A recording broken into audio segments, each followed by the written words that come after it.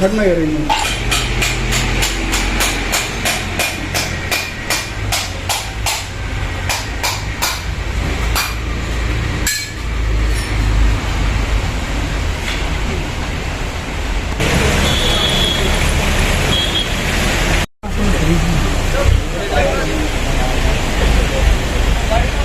कह रहा हूँ ना इन गाड़ी को क्या मेरे गाड़ी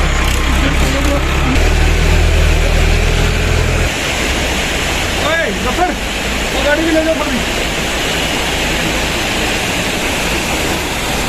अरे वायरिंग कटी है।